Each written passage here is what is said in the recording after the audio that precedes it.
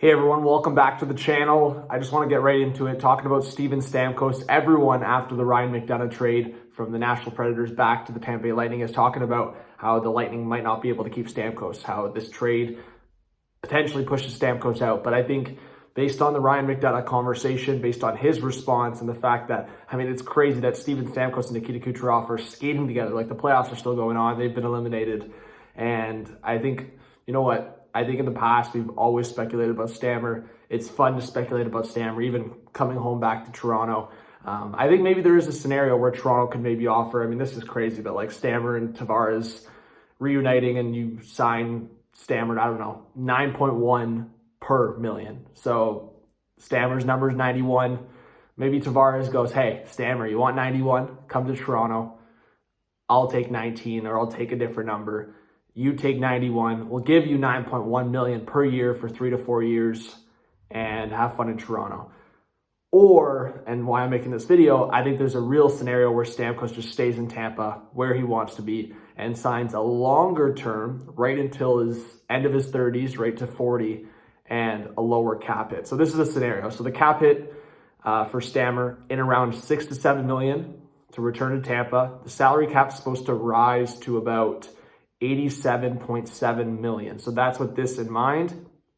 If Tampa can dump Tanner Jeannot and Connor Sheary, it could be a separate trade, like 2 different trades, or it could be one trade. I have the hot take of maybe like the Boston Bruins, like Connor Sheary's from Massachusetts. They could use some more bite, maybe in the bottom 6. Maybe they look at a Tanner Jeannot. I think that's a scenario, and then you just do a straight out dump. You just take like 2 AHL guys back or 2 depth guys if you're Tampa, or you look maybe to one of the California teams, or I'll just throw another one, maybe Kyle Dubas. If Connor Sheary wants to stay on the East Coast, same with Jeannot, they got modified no trade clauses, maybe Kyle Dubas calls Pittsburgh. Connor Sheary gets his 3rd stint with the Penguins. Again, I'm just throwing scenarios out there, but I don't think it would be too difficult is what I'm trying to get at. It won't be too difficult to trade Jeannot and Sheary because they've got lower cap hits. They're both in the $2 million range. I don't think it'll be too difficult. So if Tampa can dump those 2 guys, you have flexibility. So what I have right now is free agent signing Steven Stamkos to a 5-year contract to 6.5 million per. So that gets him to all the way to 39, but it gets the cap hit down. This is a guy that's just scored 30, 40 goals recently. And that's the scenario for Stammer. Then you look at depth or prove it guys in free agency. So Anthony Beauvillier had a rough year. He's been bouncing around recently. Maybe you just sign him to like a 1-year, $1 million deal. Beauvillier can play in the top 6. How I have it right now is Beauvillier gets a chance to play with Point and Kucherov on the top line. You have Stamkos on the second line, 6.5 million per, with Cirelli and Isamont. Then your third line, you have Hagel and Paul together. That's quite the third line, joined by, you sign a guy like Victor Olofsson in free agency. So he had a rough year with Buffalo. He hasn't shown well. Maybe you sign him to a 1-year, $1 million deal.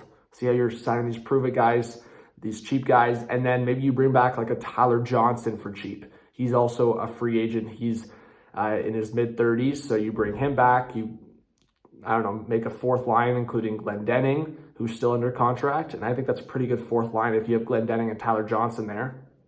And then your defense now is looking pretty good. If Sergachev is healthy, you got Hedman, Chernak, McDonagh, Sergachev, and then take your pick who's joining Darren Radish on the 3rd pair.